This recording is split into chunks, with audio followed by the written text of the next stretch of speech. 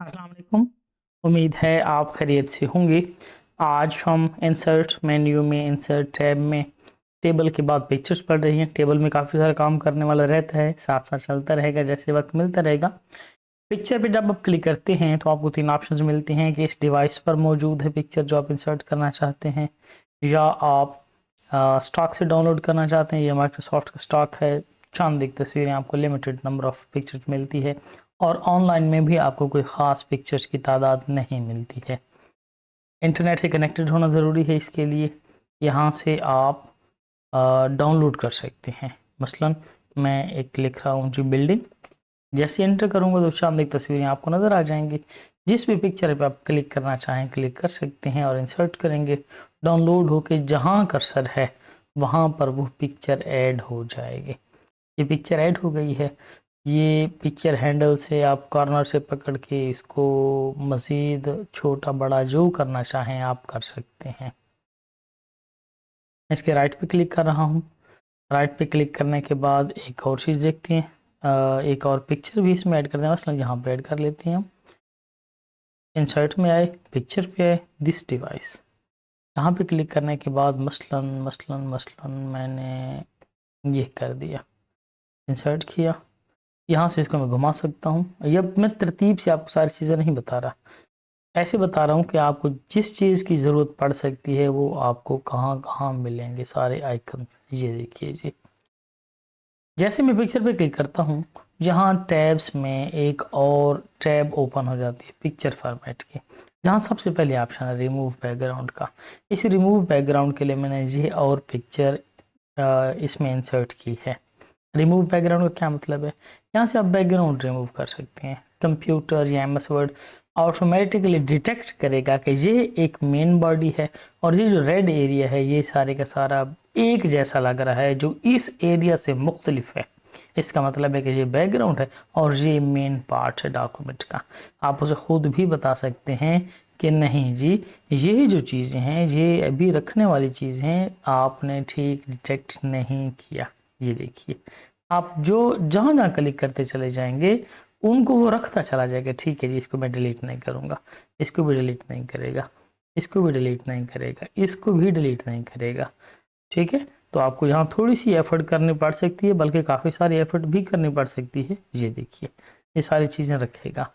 इसके अलावा जो चीज़ें होंगी वो सारी डिलीट कर देगा। मसलन मैं यहीं कर देता हूँ कीप ऑल चेंजेस। जैसे ही मैं इस पर क्लिक करूँगा ये देखिए आपको कलर में डिफरेंस नज़र आ रहा है। ये और चीज़ है, ये जो रिमूव किए ये चीज़ें और हैं।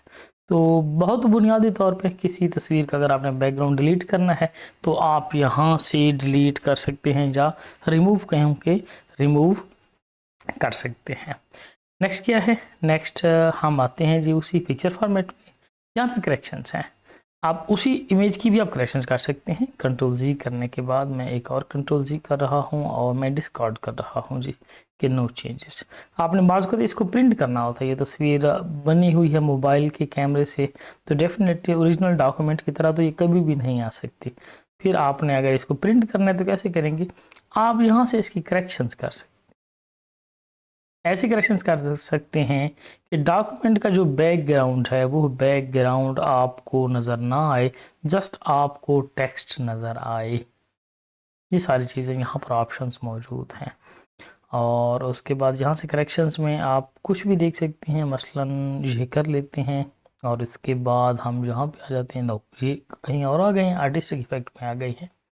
तो ये अक्सर औकात बेहतरीन काम हो जाता है यहाँ पे, क्योंकि ये डिज़ाइनिंग का या इमेज एडिटिंग का या इस तरह का सॉफ्टवेयर नहीं है, तो आपको बहुत बुनियादी चीज़ें ही सिर्फ यहाँ मिल सकती हैं। इससे ज़्यादा आपको कुछ नहीं अवेलेबल है। फिर क्लिक किया, पिक्चर फॉर्मेट आ गया। करेक्शन के बाद कलर आप चेंज कर सकते हैं इसका थोड़ा बहुत। बैकग्राउंड ये ब्लैक एंड वाइट में ले आना चाहते हैं, ब्लैक एंड वाइट में आ गया। किसी और कलर टोन में ले जाना चाहते हैं, ये देखिए कंट्रोल जेड से वापस आ सकते हैं, आर्टिस्टिक इफेक्ट्स लगा सकते हैं। मैं आपके सामने यहाँ तस्वीर रख देता हूँ ताकि ये साथ साथ नज़र आती रहे। ये देखिए, जैसे आपकी ज़रूरत हो, जैसे आप करना चाहें। हरी कलर में देखिए ये ब्लैक एंड वाइट हो गई है। ये देखिए, ये देखिए, इनका इस्तेमाल बहुत कम होता है, पिक्चर में इसका इस्तेमाल बहुत कम होता है। ट्रांसपेरेंसी भी आप सेट कर सकते हैं इसकी यहाँ से। यहाँ से पिक्चर चेंज करना चाहें तो पिक्चर चेंज कर सकते हैं, बल्कि यहाँ से कंप्रेस कर सकते हैं ताकि पिक्चर की मेमोरी कम हो जाए, स्पेस कम ले। यहाँ से पिक्चर आप चेंज कर सकते हैं, यहाँ से वापस रीसेट कर सकते हैं, आपने जितनी सेटिंग्स की हैं वो रीसेट हो जाए। राइट क्लिक, सॉरी, यहाँ पे जो एरो है यहाँ पे क्लिक करेंगे तो आपके पास दो ऑप्शन होंगे, एक पिक्चर रीसेट करनी है, दूसरा है कि पिक्चर का साइज भी रीसेट कर दे, पिक्चर भी रीसेट कर दे और उसका साइज भी रीसेट कर दे। यहाँ क्लिक करेंगे तो उसी ओरिजिनल साइज में पिक्चर वापस आ जाएगी जिस ओरिजिनल साइज में सबसे पहले स्टेप पे थी। नेक्स्ट देखते हैं हम, यहाँ से भी कुछ इफेक्ट्स हैं पिक्चर्स के, ये आप फ्रेम्स वगैरह में और इस तरह से छोटे मोटे इफेक्ट्स लगा सकते हैं। ये लगाए, ये देखिए खूबसूरत है, ये लगाया जा सकता है। ठीक है, पिक्चर आपकी उसी ओरिजिनल फॉर्मेट में, ओरिजिनल फॉर्म में मौजूद है, आपको जस्ट सिर्फ इस तरह ये दिख रही है, इसके अलावा नहीं है। ये देखिए आपको वो जो एक बाउंड्री लाइन है उसकी पिक्चर की वो वही नजर आएगी, सिर्फ दिख आपको इस अंदाज से रही है। पिक्चर का बॉर्डर लगाना चाहते हैं, किस तरह का हो बॉर्डर लग सकता है यहाँ पे, ये देखिए आपको महसूस हो रहा होगा। ये येलो में कर देता हूँ ताकि ये देखिए नीचे महसूस हो रहा है। आउटलाइन लगाना चाहते हैं, आउटलाइन हो जाएगी, आउटलाइन का वेट, डैशेस होने चाहिए, ये सारे काम आप यहाँ से कर सकते हैं, लेकिन इनकी ज़रूरत बहुत कम होती है। एक तरीके से मैं कहता हूँ जी कि ये पिक्चर और शेप्स वाले टैब्स हैं या टैब्स के जो ग्रुप्स हैं, ये मेरे ख्याल में MS वर्ड में वसी तरीन टॉपिक हैं। वसी तरीन टॉपिक इसी तरह से हैं कि आप बहुत काफ़ी सारी चीज़ें आप यहाँ से पूरी कर सकते हैं, और अगर इन्हीं पे आप खेलते रह जाएं तो आप सारा MS वर्ड भी छोड़ के इन्हीं पे ही काम कर सकते हैं काफ़ी सारा। तो बहुत सारे YouTube के चैनल्स हैं जो सिर्फ इन्हीं पे ही काम कर रहे हैं, शेप्स पे काम कर रहे हैं और बहुत अच्छा यानी कि कंटेंट वो क्रिएट कर रहे हैं, बहुत अच्छे अच्छे आइडियाज़ दे रहे हैं। तो ये सारी चीज़ें जो हैं वो एक्सपीरियंस करने से हैं, जैसे जैसे एक्सपेरिमेंट्स करते जाएंगे चीज़ें आपके सामने क्लियर होती जाएंगी। और किसी भी एक पर, ये देखिए आप, एक बिल्कुल ट्रे की तरह बन गई है, वही पिक्चर है लेकिन ट्रे की तरह शो हो रही है। तो ये सारे एक्सपेरिमेंट्स आप खुद कर सकते हैं। इस एंगल पे आप इसको मोड़ना चाह रहे हैं, इनकी अक्सर औकात ज़रूरत बहुत कम होती है, अक्सर औकात ज़रूरत कम होती है। इसका मकसद क्या है? इसका मकसद ये है कि जिस तरह मैंने आपको लास्ट टाइम एक जनरल स्टोर पैड बना के दिखाया था, तो उसको मैं इस एंगल से रख सकता हूँ कि जैसे आपको एक पैड बनाया फिजिकल फॉर्म में पड़ा हुआ महसूस हो, जस्ट लुक वैसी मिलेगी आपको। पिक्चर लेआउट में भी कुछ ऑप्शन हैं, शायद ये यहाँ पे मेरे ख्याल में काम करने वाले नहीं है। ऑल टेक्स्ट, यहाँ पे कुछ डिस्क्रिप्शन लिखनी होती है। पोजीशन, आपको ये डॉक्यूमेंट में चाहिए कहाँ पे है, सेंटर में, राइट पे, टॉप बॉटम में भी सेंटर हो, यानी वर्टिकली भी सेंटर हो, हॉरिजॉन्टली भी सेंटर हो, बॉटम में कहाँ चाहिए। उसके बाद देखिए जी, यहाँ पे देखिए आप, यहाँ पे मैं इमेज रख रहा हूँ और मजीद ऑप्शन आपको चेक कराना। ये स्केयर, स्केयर का मतलब है जी कि जहाँ तस्वीर पड़ी है उसके गिर्द एक स्केयर लग जाए और जहाँ जहाँ टेक्स्ट आ सकती है वहाँ टेक्स्ट आ जाए। ये देखिए आपको नजर आ रहा होगा कि जहाँ ये तस्वीर आती जा रही है वहाँ एक इर्द गिर्द एक स्केयर बनता चला जा रहा है, और उस स्केयर से बाहर बाहर तस्वीर है, उस स्केयर से अंदर कोई तस्वीर नहीं है। टाइट का मतलब है कि जहां तक टेक्स्ट आने की गुंजाइश है वहां तक टेक्स्ट आ जाए। दोबारा समझिए, स्केयर में ये बिल्कुल लाइन सीधी है, जब आप टाइट पे क्लिक करेंगे तो फिर ये लाइन सीधी नहीं रहेगी, जिस लफ्ज को जहां जगह मिलेगी वो वहां तक पहुंच जाएगा। थ्रू भी तकरीबन ऐसा ही है। और उसके बाद टॉप एंड बॉटम है कि इमेज के टॉप एंड बॉटम में तो आपको टेक्स्ट चाहिए है, उसके अलावा नहीं चाहिए। बिहाइंड द टेक्स्ट, इस इमेज को टेक्स्ट के बिहाइंड कर दे, बैकग्राउंड में चली जाएगी। In front of text, text के ये ऊपर आ जाएगी, इसके बैक में जो टेक्स्ट होगी वो आपको नज़र नहीं आएगी। पॉइंट्स एडिट भी कर सकते हैं कि इस पॉइंट को उठा के थोड़ा इधर कर दें और इस पॉइंट को थोड़ा उठा के मज़ीद अंदर कर दें, ये आप अपनी ज़रूरत के मुताबिक कर सकते हैं। इतने सारे कामों की ज़रूरत अक्सर औकात MS वर्ड में पड़ती नहीं है। मूवी टेक्स्ट, इसका क्या मतलब है? इसका मतलब है कि जब आप टेक्स्ट को मूव करेंगे तो इमेज भी साथ साथ मूव करता चला जाएगा। ये देखिए। और दूसरा क्या ऑप्शन है? दूसरा ऑप्शन जहाँ पर है फिक्स्ड पोजीशन, इसका मतलब है कि आप टेक्स्ट तो मूव करते जाएं, टेक्स्ट मूव हो जाएगी लेकिन तस्वीर अपनी जगह से नहीं हिलेगी। ये भी आपकी कभी ज़रूरत हो सकती है। एक ऑप्शन है जो बहुत अच्छा काम कर सकता है और यही काम आपको राइट क्लिक करने से भी मिल सकते हैं। Bring forward and send backward है। यहाँ आप एक से ज़्यादा पिक्चर्स अगर मौजूद हों उस वक्त हम इस्तेमाल करते हैं कि कौन सी तस्वीर दूसरी तस्वीर के ऊपर आ जाए और कौन सी तस्वीर पीछे चली जाए। एक एक क्लिक करते जाएंगे तो एक एक क्लिक से जाएगी। यहाँ से आपको मज़ीद ऑप्शंस भी मिल सकते हैं। सिलेक्शन पेन में काफ़ी सारी चीज़ें हैं जो आपने सेलेक्ट करनी है तो आप सेलेक्ट कर सकते हैं। मसलन काफ़ी सारे पिक्चर्स हैं, आप यहाँ ये टेक्स्ट में काम कर रहे हैं, पिक्चर आपने सेलेक्ट करनी है और यहाँ पर क्लिक कर देने से वो पिक्चर सेलेक्ट हो जाएगी।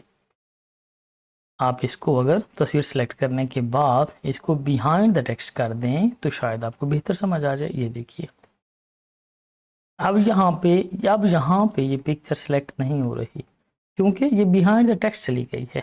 अब अगर मैंने सेलेक्ट करनी है तो या तो मैं इस खाली स्पेस में आकर इसको सेलेक्ट कर सकता हूँ, वरना सिलेक्शन पेन से मैं पिक्चर पे के नंबर पे क्लिक करके वहाँ से भी सिलेक्ट कर सकता हूँ।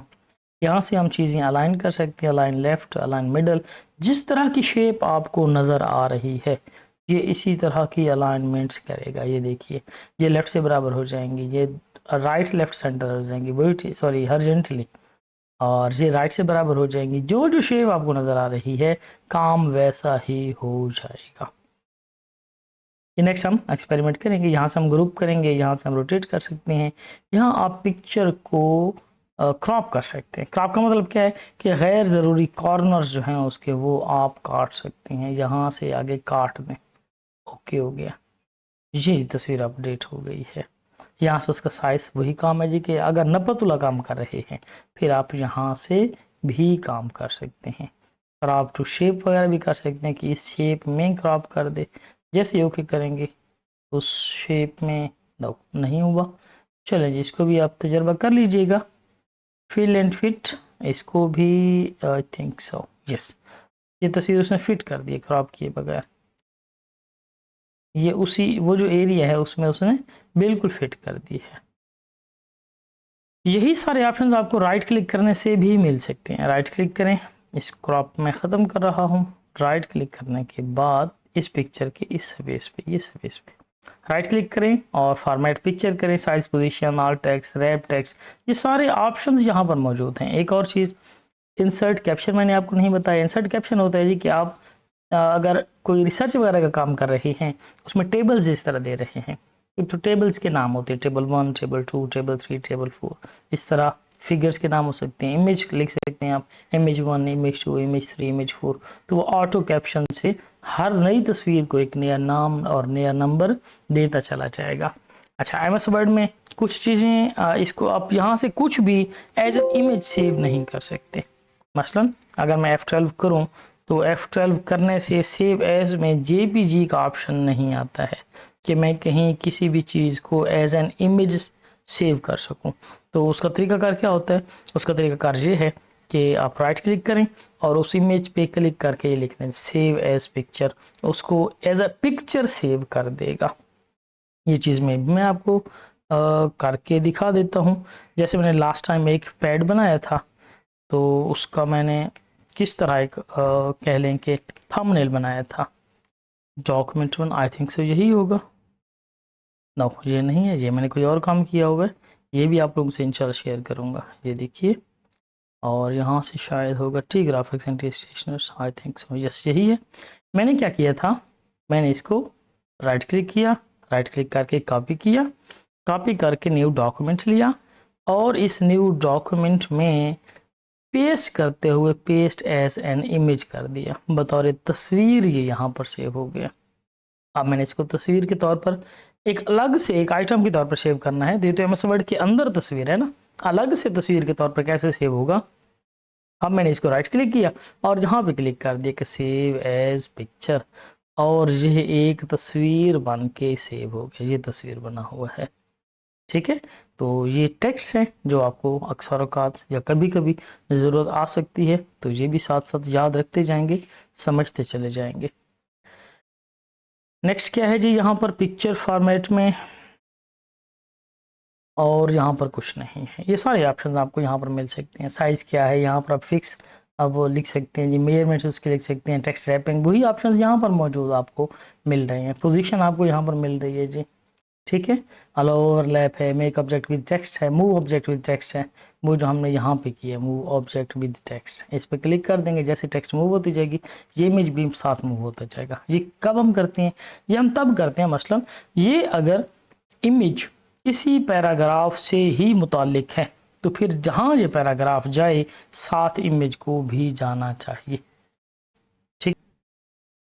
उम्मीद है आपको ये बातें समझ आ गई होंगी जी। ज़ाहिरन तो गैर ज़रूरी लग रही हैं, इतनी इंपॉर्टेंट नहीं है, लेकिन बाज़ औक़ात ये बहुत काम भी आ जाती हैं। बहुत शुक्रिया आपका, बेस्ट ऑफ लक।